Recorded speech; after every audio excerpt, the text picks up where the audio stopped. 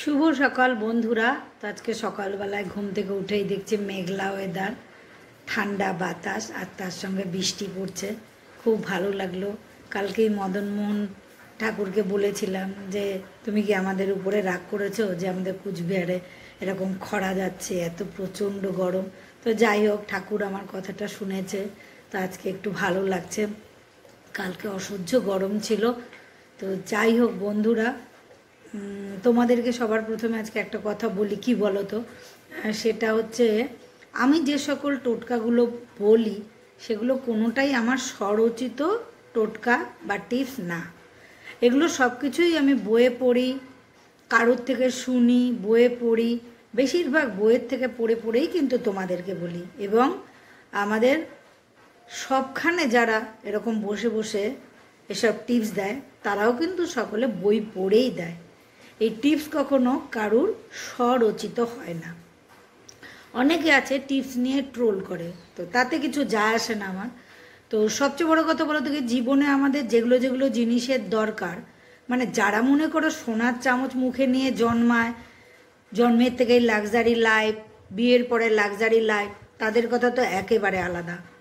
যারা মনে করো এই জীবনগুলো পেতে চায়, এসব লাক্সারি লাইফ, এরকম ভালোভাবে থাকা খাওয়া পড়া করতে চায়, তারা কিন্তু অবশ্যই এই টোটকাগুলো করতে পারে। তো লটারি তো আমরা সকলেই অনেকেই কাটি লটারি, কিন্তু সকলে কি আমরা লটারির ফার্স্ট প্রাইজ পাই তো না। সুতরাং এই টিপসগুলোও ওরকম। টিপসগুলো আমরা যখন করি না, এটা আমাদের কর্মফলের উপর ডিপেন্ড করে সেই ফলটা আসে। আমরা যদি গত জন্মে কর্ম খারাপ করে আসি, তাহলে কিন্তু আমাদের টিপসের ফলটা কিন্তু হয়তো অনেকের ক্ষেত্রে আসে না, আবার কারুর ক্ষেত্রে লেটে আসে, আবার কারুর ক্ষেত্রে করার হয়তো 1-2 দিন 1 সপ্তাহের মধ্যেই চলে আসে। সুতরাং এগুলো পুরো কর্মফলের উপর ডিপেন্ড করে কিন্তু এইসব টোটকার ফলগুলো আসে। তো আমি একটা মিডিল ক্লাস ফ্যামিলিতে বিলং করি। সুতরাং আমার অনেক ইচ্ছা আছে যে আমি এটা করব, ওটা করব, সেটা করব। তো যাই হোক, আমার যে ইচ্ছা ছিল সেগুলো এক এক করে তো আমি করি, এবং রীতিমতো নিজে রোজগার করে করি, নিজের পয়সা দিয়ে করি। ও বরের পয়সা দিয়ে কখনো আমি কিচ্ছু আজ অবধি করিনি। বিয়ের পরের থেকে যা করেছি আমার নিজের পয়সা রোজগার করে নিজে। কারণ আমার একটা পার্লার আছে, যদিও আমি পার্লারটা এখন সেভাবে চালাতে পারি না, কারণ সংসারের সঙ্গে পার্লারটা আমার সেভাবে চালানো হয়ে ওঠে না। কিন্তু যারা আমার কাছে কাজ করে তারা অবশ্যই একবার হলেও বলবে যে আমি কীরকম কাজটা করি।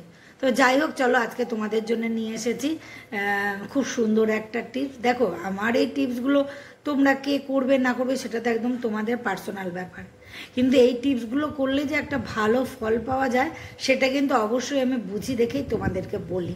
তো যাই হোক, চলো। বাথরুম সবসময় একটা নেগেটিভ এনার্জির জায়গা, এটা কিন্তু আমরা কম বেশি সকলেই জানি। তো বাথরুমের দরজা, আমি অনেকের বাড়িতে গিয়ে দেখেছি বাথরুম শুকনো করার জন্য বাথরুমের দরজা খুলে রাখা হয়।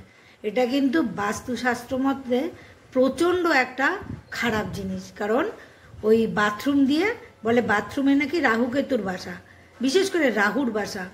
তো রাহু সবসময় নোংরা জায়গায় থাকতে পছন্দ করে। সুতরাং বাথরুমের দরজা তোমরা যারা মনে করো খুলে ঘরের মধ্যে বা বাইরে যদি হয় সেটা আলাদা কথা, কিন্তু এখন তো আমাদের দেখো ফ্ল্যাট, অ্যাটাচ বাথরুম, পায়খানার এখন আমাদের জামানা। সুতরাং এই সময় যদি আমরা বাথরুমের দরজা খুলে যদি আমরা রাখি না, বাথরুমের দরজা খুলে রাখাটা খারাপ। এতে কিন্তু ঘরের মধ্যে নেগেটিভ এনার্জি খুব প্রবেশ করে। সেটা আমরা হয়তো অনেকে বুঝি, অনেকে বুঝি না। তো যাই হোক, এই বাথরুমের দরজাটা অবশ্যই তোমাদের বন্ধ রাখতে হবে। বাথরুমটাকে নিট অ্যান্ড ক্লিন রাখতে হবে সব সময়। কিন্তু আমাদের বাস্তুশাস্ত্র মেনে কিন্তু আমাদের সেই দিকেই যে আমাদের টয়লেটটা হবে এমন কোনো কথা নেই। অন্যদিকেও অনেক সময় মানে অবস্থার পরিপ্রেক্ষিতে টয়লেট হয়ে যায়। তো বন্ধুরা, তোমরা এই উপায়টা করতেই পারো। এই যে সুন্দর একটা কাচের বাটির মধ্যে এরকম ফিটকিরির এরকম টুকরো নিয়ে নেবে। এর মধ্যে ইচ্ছা করলে তোমরা 5টা কর্পূর আর একটুখানি রক সল্টও দিতে পারো। এটা নিয়ে তোমাদের বাথরুমের মনে করো থাকের মধ্যে বা বাথরুমের যদি কোনো ওই যে থাক থাকে বা জানলার ধাপ থাকে, সেখানে তোমরা এটা রেখে দেবে। আর এটা দেখবে কিছুদিন পরে না গলে জল হয়ে যাবে, সেটাকে সঙ্গে সঙ্গে এটাকে তোমরা মানে পায়খানার প্যানের মধ্যে ফ্ল্যাশ করে দেবে। পায়খানার প্যানে এই জলটাকে তোমরা ওই গলা জলটাকে ফেলে দেবে, আবার নতুন করে দেবে। এতে কিন্তু দেখবে এই বাথরুমের মধ্যে যে নেগেটিভ এনার্জিটা তৈরি হয় বা বাথরুমের মধ্যে যে খারাপ এনার্জিটা থাকে সেটা কিন্তু অনেকটা কেটে যাবে, এবং কোনো ভুল দিকে যদি বাথরুম হয় সেটার যে খারাপ এফেক্ট আমাদের পরিবারের উপরে পড়ে সেটাও কিন্তু আস্তে আস্তে কমে যাবে। দেখো আমি তো এইসব টিপসগুলো করি, তাই তোমাদেরকে বলি। তো যাই হোক, তোমাদের যাদের ভালো লাগবে অবশ্যই করো। আমিও বই পড়ে, যেমন লাল কিতাব বইয়ের মধ্যে তো শত সহস্র টিপস থাকে, আমার এসব খুব ভালো লাগে। তো আমি তোমাদেরকে আজকে এই বাথরুমের নেগেটিভ এনার্জি দূর করার একটা টিপস দিলাম। তো তোমাদের যাদের ভালো লাগবে অবশ্যই টিপসটা করো, দেখবে অবশ্যই উপকার পাবে, অনেক হালকা লাগবে। তো চলো আজকের দিনটাকে একটু এনজয় করি, তাহলে আসি। তোমরা সকলে খুব খুব ভালো থেকো, আবার দেখাবো আর একটা নতুন ভিডিওর সঙ্গে। ততক্ষণের জন্যে টাটা।